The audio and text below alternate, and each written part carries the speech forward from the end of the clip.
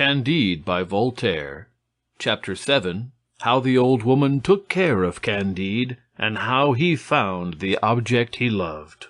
Candide did not take courage, but followed the old woman to a decayed house, where she gave him a pot of pomatum to anoint his sores, showed him a very neat little bed, with a suit of clothes hanging up, and left him something to eat and drink. "Eat, drink, sleep," said she, "and may Our Lady of Atocha, the great Saint Anthony of Padua, and the great Saint James of Compostela receive you under their protection. I shall be back tomorrow." Candide, amazed at all he had suffered, and still more with the charity of the old woman, wished to kiss her hand. "It is not my hand you must kiss," said the old woman. "I shall be back tomorrow. Anoint yourself with the pomatum, eat and sleep." Candide, notwithstanding so many disasters, ate and slept. The next morning the old woman brought him his breakfast, looked at his back, and rubbed it herself with another ointment. In like manner she brought him his dinner, and at night she returned with his supper. The day following she went through the very same ceremonies. "Who are you," said Candide, "who has inspired you with so much goodness? What return can I make you?"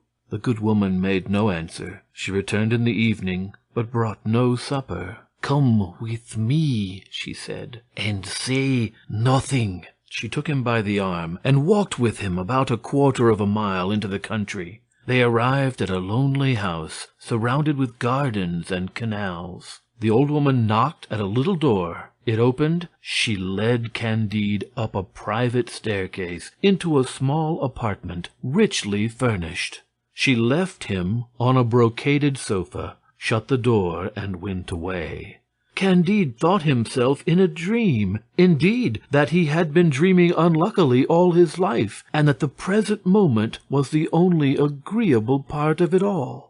The old woman returned very soon, supporting with difficulty a trembling woman of a majestic figure, brilliant with jewels, and covered with a veil. "Take off that veil," said the old woman to Candide. The young man approaches. He raises the veil with a timid hand. Oh, what a moment! What surprise! He believes he beholds Miss Cunegonde. He really sees her. It is herself. His strength fails him. He cannot utter a word, but drops at her feet. Cunegonde falls upon the sofa. The old woman supplies a smelling bottle. They come to themselves and recover their speech. As they began with broken accents, with questions and answers interchangeably interrupted with sighs, with tears and cries. The old woman desired they would make less noise, and then she left them to themselves. "What, is it you?" said Candide. "You live? I find you again in Portugal? Then you have not been ravished? Then they did not rip open your belly, as Dr. Pangloss informed me?" "Yes, they did," said the beautiful Cunegonde. "But those 2 accidents are not always mortal." "But were your father and mother killed?" "It is but true," answered Cunegonde in tears. "And your brother? My brother was also killed. And why are you in Portugal? And how did you know of my being here? And by what strange adventure did you contrive to bring me to this house?" "I will tell you all that," replied the lady. "But first of all let me know your history, since the innocent kiss you gave me and the kicks which you received."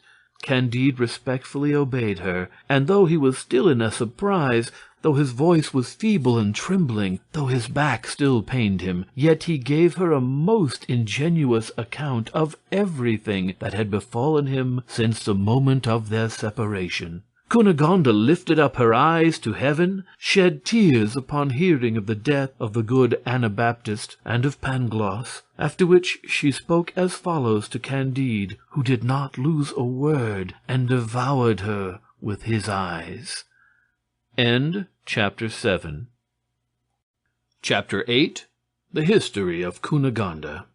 "I was in bed fast asleep, when it pleased God to send the Bulgarians to our delightful castle of Thunderton Trunk. They slew my father and brother, and cut my mother in pieces. A tall Bulgarian, 6 feet high, perceiving that I had fainted away at this sight, began to ravish me. This made me recover. I regained my senses. I cried, I struggled, I bit, I scratched. I wanted to tear out the tall Bulgarian's eyes, not knowing that what happened at my father's house was the usual practice of war. The brute gave me a cut in the left side with his hanger, and the mark is still upon me. Ah, I hope I shall see it, said honest Candide. You shall, said Cunegonde, but let us continue. Do so, replied Candide.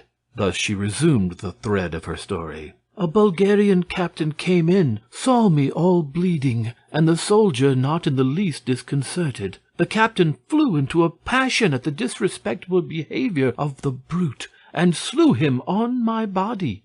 He ordered my wounds to be dressed, and took me to his quarters as a prisoner of war.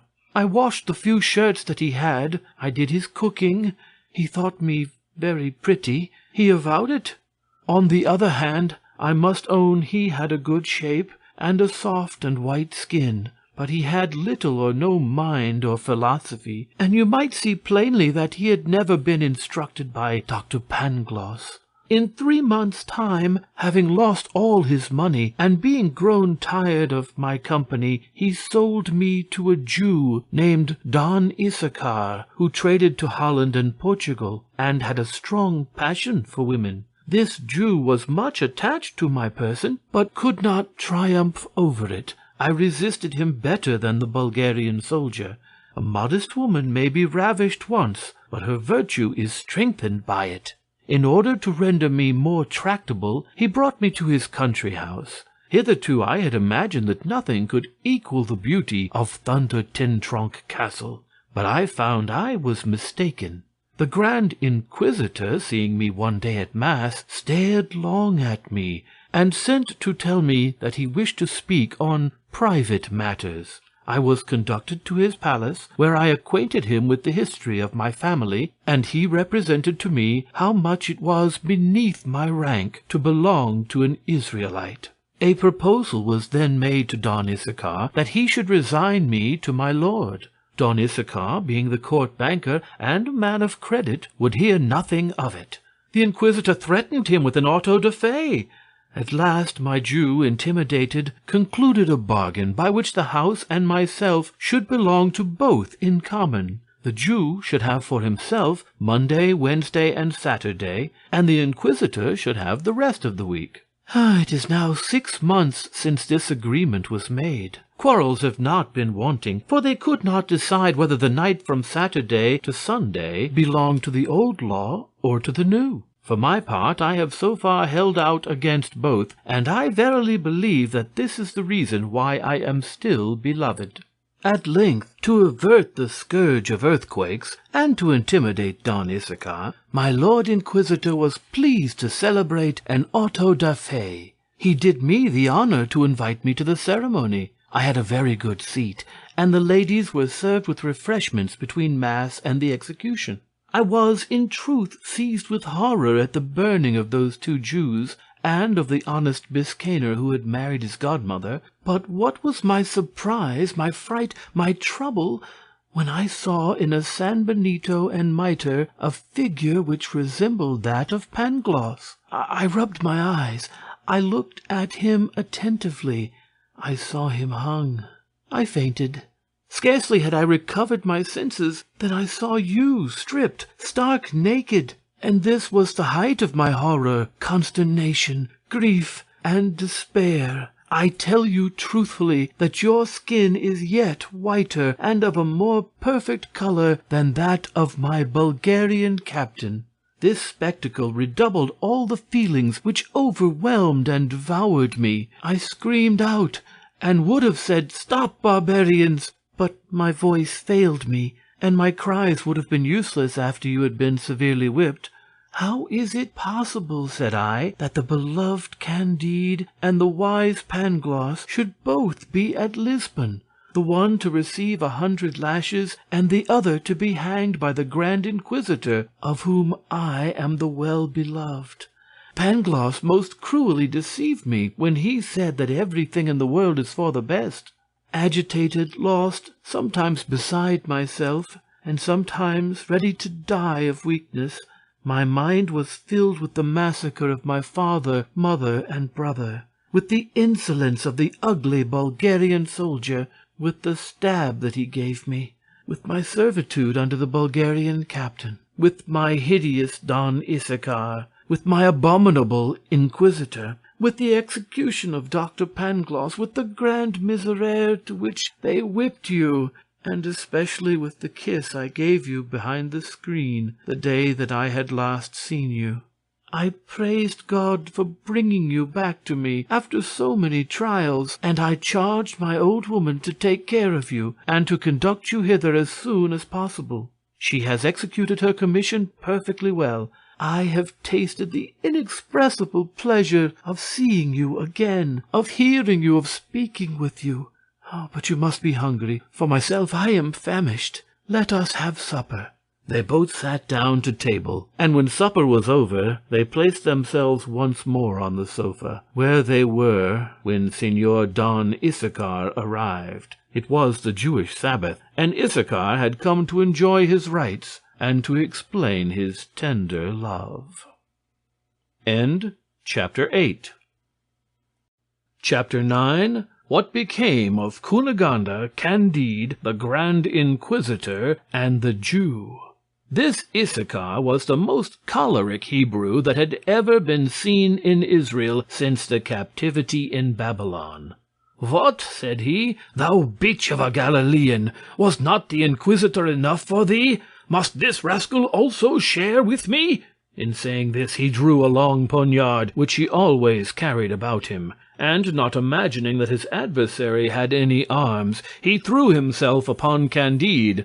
But our honest Westphalian had received a handsome sword from the old woman, along with the suit of clothes. He drew his rapier, despite his gentleness, and laid the Israelite stone dead upon the cushions at Cunegonde's feet. "Holy Virgin!" cried she, "what will become of us? A man killed in my apartment? If the officers of justice come, we are lost." "Had not Pangloss been hanged," said Candide, "he would have given us good counsel in this emergency, for he was a profound philosopher. Failing him, let us consult the old woman." She was very prudent, and commenced to give her opinion, when suddenly another little door opened. It was an hour after midnight. It was the beginning of Sunday. This day belonged to my lord the Inquisitor. He entered and saw the whipped Candide, sword in hand, a dead man on the floor, Cunegonde aghast, and the old woman giving counsel.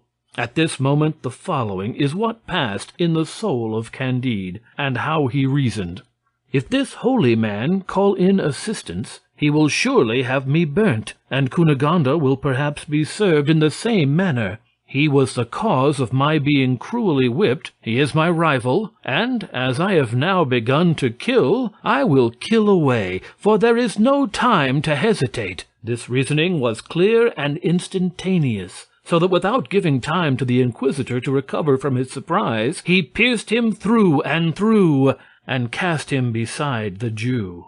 "Yet again," said Cunegonde, "now there is no mercy for us. We are excommunicated. Our last hour has come. How could you do it, you, naturally so gentle, to slay a Jew and a prelate in 2 minutes?"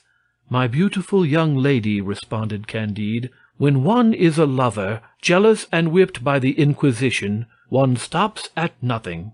The old woman then put in her word, saying, "There are 3 Andalusian horses in the stable, with bridles and saddles. Let the brave Candide get them ready. Madame has money, jewels. Let us therefore mount quickly on horseback, though I can sit only on 1 buttock. Let us set out for Cadiz. It is the finest weather in the world, and there is great pleasure in traveling in the cool of the night." Immediately Candide saddled the 3 horses, and Cunegonde, the old woman, and he traveled 30 miles at a stretch. While they were journeying, the Holy Brotherhood entered the house. My lord the Inquisitor was interred in a handsome church, and Issachar's body was thrown upon a dunghill. Candide, Cunegonde, and the old woman had now reached the little town of Avicena in the midst of the mountains of the Sierra Morena, and were speaking as follows in a public inn. Chapter 10.